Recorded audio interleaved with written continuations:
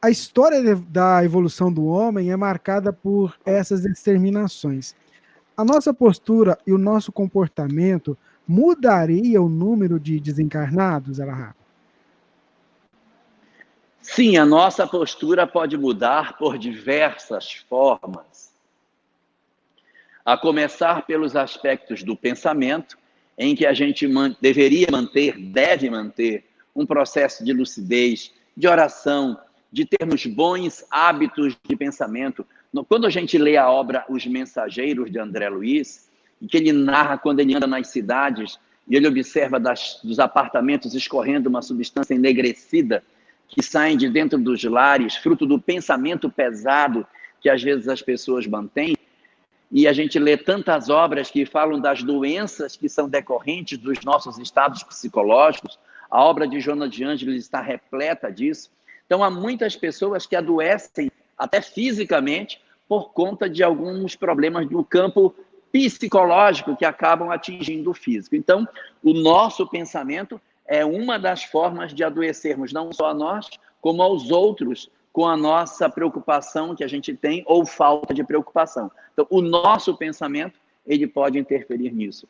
Outra maneira que a gente tem, as nossas palavras, o que escrevemos nas redes sociais, as ideias que nós divulgamos, o que a gente coloca, as ideias que a gente propaga, isso também contribui para que outras pessoas se juntem a nós e isso possa favorecer com que a nossa sociedade se desequilibre. E a terceira é através dos nossos atos. Então, são atos, palavras e pensamentos. Os nossos atos é quando a gente age de maneira que pode contribuir para a questão do desequilíbrio da sociedade. Hoje, a grande discussão que a gente tem é uma balança de dois pratos. Num prato está a saúde, no outro prato está a economia. E agora a gente vai ter que encontrar o equilíbrio entre esses dois pratos para que a saúde e a economia encontrem o ponto de equilíbrio para o menor prejuízo possível conjunto dessas duas peças, porque há pessoas que precisam trabalhar e que dizem que precisam sair, e há pessoas que dizem que precisam se cuidar e precisam, portanto, ficar em casa. Os técnicos da área de saúde, de economia, é que têm a condição de dar a melhor resposta sobre essa questão. A doutrina espírita, ela é uma doutrina voltada para entender a origem, a natureza e o destino dos espíritos, bem como a sua relação com o mundo corporal, como bem definiu Kardec no livro O que é o Espiritismo. As questões do mundo físico dizem respeito aos homens. Então, os homens precisam dar as soluções e não esperar dos espíritos que eles deem todas as soluções para nós. Um bom exemplo disso está no capítulo 11 do Evangelho de João, quando Jesus promove a ressurreição de Lázaro.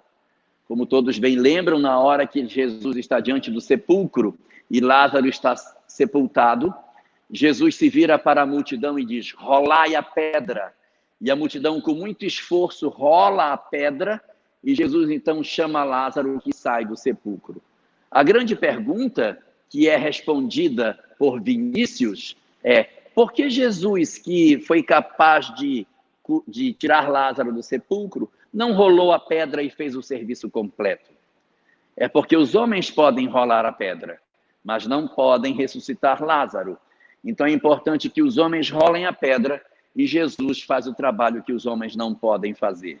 Essas soluções da nossa sociedade, elas são soluções atinentes aos nossos cientistas terrenos, e não serão os espíritos que vão interferir nisso. Nós não podemos querer que a espiritualidade aponte as soluções do mundo físico quando compete a nós encontrar a solução ideal através dos nossos erros e acertos para a construção da sociedade melhor.